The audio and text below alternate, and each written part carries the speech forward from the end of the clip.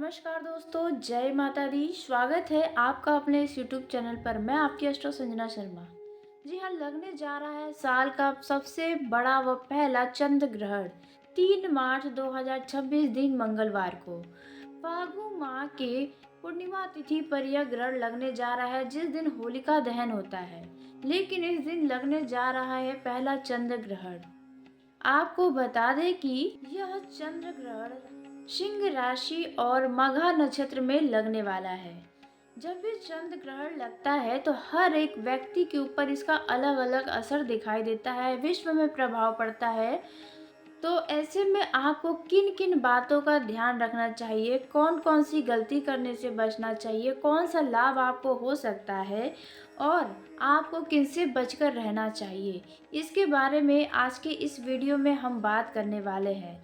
क्योंकि आपको बता दें कि ये जो चंद्र ग्रहण आपके लिए विशेष तौर पर आप पर असर दिखाई देगा, क्योंकि कुंभ राशि से शुक्र निकलकर उच्च राशि यानी मीन राशि में प्रवेश करने जा रहे हैं। जी हाँ, वो भी 2 मार्च को यानी ग्रहण से ठीक एक दिन पहले। और वहीं आज यानी 26 जनवरी को देखा जाए तो बुध अपनी वक्री चाल में चलने वाले हैं। इन सभी को मिलाकर देखा जाए तो यह ग्रहण विशेष माना जा रहा है, क्योंकि कई सारे ग्रहों में उथल पुथल हलचल मचा हुआ है। ऐसे में यह ग्रहण का प्रभाव आपके ऊपर क्या दिखाई देने वाला है, इसके बारे में अब हम बात करने वाले हैं। लेकिन वीडियो में आगे बढ़ने से पहले जय माता दी कमेंट बॉक्स में जरूर लिखिएगा। यह ग्रहण भारत में मान्य होगा। जी हाँ, क्योंकि भारत में यह ग्रहण दिखाई देने वाला है जो बिल्कुल रेड मून जैसा होगा, तो आप इन्हें देख पाएंगे। समय के बारे में बात करें तो जो ग्रहण जो शुरू होता है इसके पहले 9 घंटे पहले सूतक काल माना जाता है। तो आपका सूतक काल सुबह 6:20 से शुरू होगा और जो ग्रहण शुरू होगा वह होने वाला है दोपहर के 3:20 से और इसका समापन होगा 6:46 पर। टोटल देखा जाए 3 घंटे 27 मिनट का यह चंद्र ग्रहण रहने वाला है। जी हाँ दोस्तों, यह एक लंबा चंद्र ग्रहण माना जा रहा है, जिसका आपको पूरी तरह से इनमें ध्यान रखना चाहिए। कुछ ऐसी गलतियां हैं जो इस ग्रहण के दौरान नहीं करना चाहिए और कुछ ऐसे लाभ जो इस ग्रहण के बाद आपको प्राप्त होंगे। और दोस्तों, अब हम बात करने वाले हैं इनका असर आपके ऊपर प्रत्येक क्षेत्रों में क्या क्या दिखाई देने वाला है, किन में आप बहुत अच्छा देखेंगे, किन में आपका नुकसान हो सकता है, इसके बारे में अब हम बात करने वाले हैं। तो आपको शायद पता होगा कि ग्रहण के दौरान किसी भी तरह का धार्मिक कार्यक्रम, पूजा पाठ, कोई भी मांगलिक कार्यक्रम नहीं किया जाता है। ऐसा करना वर्जित माना जाता है। तो आपको इन दौरान ना ही नाखून काटने चाहिए, ना ही बाल काटने चाहिए, ना ही भोजन करने चाहिए और बहुत इमरजेंसी ना हो तो शौच भी आपको नहीं जाना चाहिए। जी हाँ, इस समय पूरे कार्य स्थगित हो जाते हैं, मतलब रुक जाते हैं। तो ऐसे में दोस्तों, आपको लड़ाई झगड़े से भी दूर रहना चाहिए, नकारात्मक माहौल बनाने से दूरी बनाए रखना होगा, घर में बेवजह कलेश नहीं करना चाहिए। और यदि आप खास करके गर्भवती हैं तो आपको विशेष करके किसी भी चीज़ को काटना, फाड़ना या निचोड़ना नहीं चाहिए। इससे आपके आने वाले बच्चे पर बुरा असर पड़ेगा, इसलिए इस बात का ध्यान रखें। और यदि आप गर्भवती नहीं हैं, आप युवा हैं, युवती हैं, महिला हैं, तो ऐसे में भी आपको किसी भी नुकीली चीज़ का इस्तेमाल करने से बचना चाहिए, तो आपके लिए अच्छा रहेगा। वहीं अब हम बात करते हैं आपके लाभ व हानि के बारे में। आपको किन क्षेत्रों में लाभ होगा, किन क्षेत्रों में हानि हो सकता है। मेष राशि वालों, आपको अपने व्यापार में अचानक से गति दिखाई देगा। जी, आपके कार्य क्षेत्र में यह ग्रहण आपके लिए शुभ परिणाम देने वाला है। आपके रुके हुए पैसे वापस मिलेंगे, आय के नए स्रोत मिलेंगे। किसी से व्यापार के मामलों में वाद विवाद चल रहा था तो वो वाद विवाद सुलझते हुए नजर आएंगे। वहीं देखा जाए तो आप यदि किसी काम को शुरू करना चाह रहे हैं, नया बिजनेस व्यापार का शुरुआत करना चाह रहे हैं, लंबे समय से आप करना चाह रहे हैं लेकिन कल पर टलता जा रहा है या कोई ना कोई अड़चनें आ रही हैं, तो ऐसे में आपके सामने इसके रास्ते खुलते हुए नज़र आएंगे। अब आपकी ये इच्छा पूरी होने की संभावना नज़र आ रही है। आपको बिजनेस व्यापार के मामलों में किसी यात्रा पर भी जाना पड़ सकता है। जी हाँ, जो यात्रा आपके लिए काफ़ी ज़्यादा अच्छा साबित होगा। आपको यात्रा करके आगे चलकर आपको बहुत कुछ उससे सीखने को मिल सकता है। मेष राशि वालों, वहीं देखा जाए, यदि आपने अपने दोस्त मित्र को यदि धन उधार दिया तो वो वापस नहीं दे रहा था, तो अभी वो पैसा आपको वापस मिलने की संभावना कम नज़र आ रही है।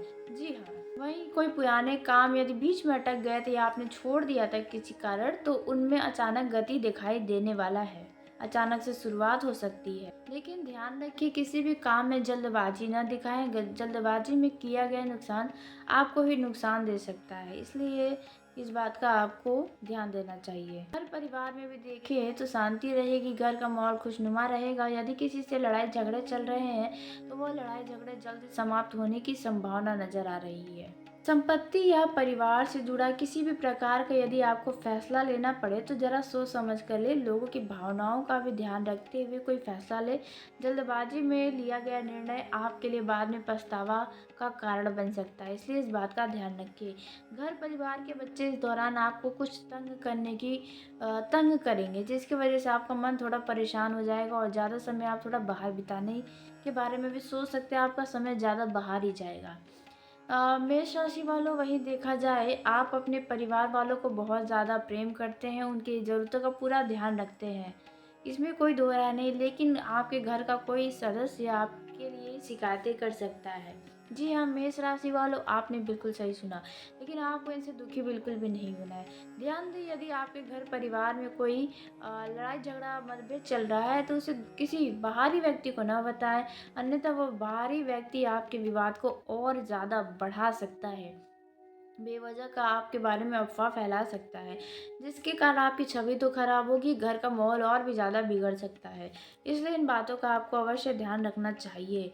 वहीं यदि आप संपत्ति से जुड़ा कोई क्रय विक्रय का कार्य करते हैं तो उसमें लाभ होने की संभावना है, लेकिन आपको तीसरे व्यक्ति से सावधान रहने की ज़रूरत है।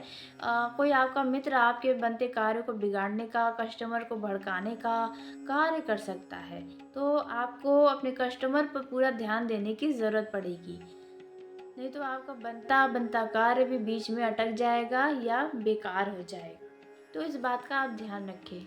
यदि आप अपने घर के लिए कुछ बड़े इलेक्ट्रॉनिक चीज़ खरीदने जा रहे हैं, जी हाँ, कोई कीमती चीज़ खरीदने जा रहे हैं, महंगी वस्तु की खरीदारी अपने घर परिवार से के लिए करने जा रहे हैं, तो वहाँ पर ध्यान रखिए कि आप उसके बारे में सही जानकारी ले लें, उसके बारे में जांच पड़ताल कर लें, उसको सही से देख लें, जल्दबाजी में ना लें, तो आपके लिए अच्छा होगा। अन्यथा वो सामान बाद में बिगड़ जाएगा तो आपको उसके लिए पछताना पड़ेगा, इसलिए पहले ही उसके बारे में ज्ञान प्राप्त कर लें। अब आपको बता दें कि देखा जाए तो मार्च के शुरुआती हफ्ते में आपके धन खर्च में वृद्धि होने वाली है। आपके बचाए हुए धन भी खर्च होने की पूरी संभावना नज़र आ रही है।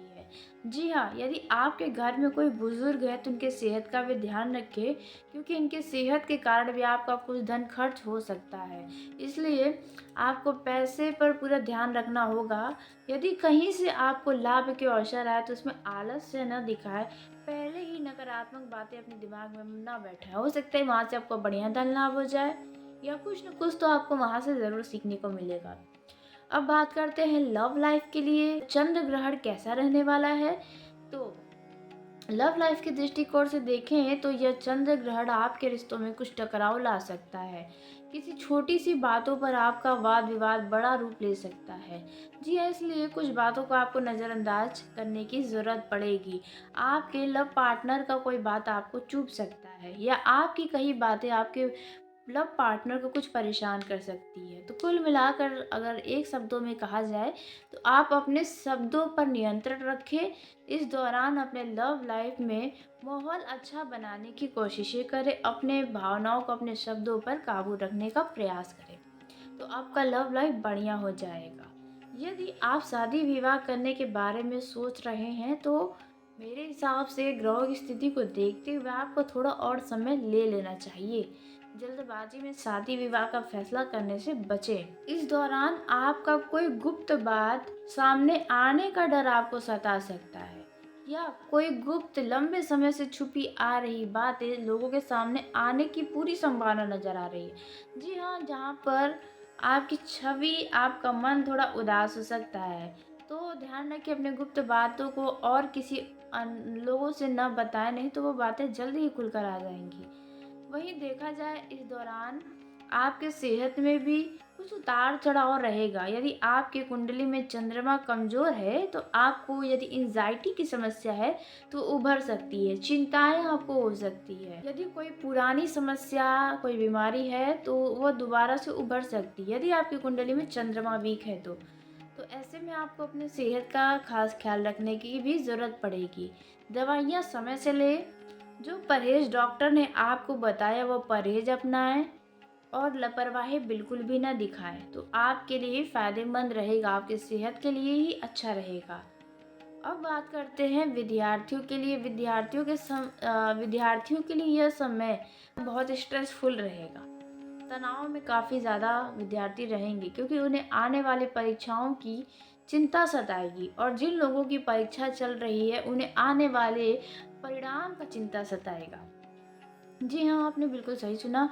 अब आपका जो परिणाम है वे जो आना होगा वो आएगा। आपने जितना मेहनत किया होगा उतना फल तो आपको प्राप्त होगा। बात करते हैं आपके वैवाहिक जीवन के दृष्टिकोण से यह समय कैसा रहेगा, तो ध्यान रखिए कि पति पत्नी के बीच कोई तीसरे व्यक्ति के कारण कोई कलेश की स्थिति उत्पन्न हो सकती है। कुछ गलतफहमियां आ सकती हैं, या आपको अपने जीवन साथी के कुछ व्यवहार से आपका मन थोड़ा खिन्न हो सकता है। जी हाँ, लेकिन यह समय लड़ाई झगड़ा गलतफहमियां पैदा करने का नहीं बल्कि प्यार करने का समय है।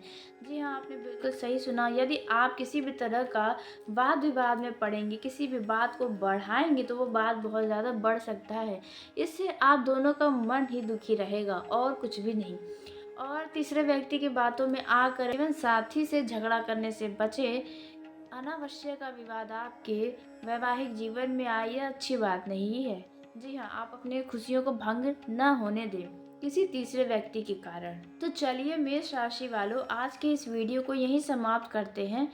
यदि मेरे द्वारा बताई गई जानकारी आपको पसंद आई हो तो वीडियो को लाइक कर ले, चैनल को सब्सक्राइब कर ले, ताकि सबसे पहले आप तक मेरी वीडियो पहुँचे। धन्यवाद मेष राशि वालों, आपका दिन शुभ हो, मंगलमय हो।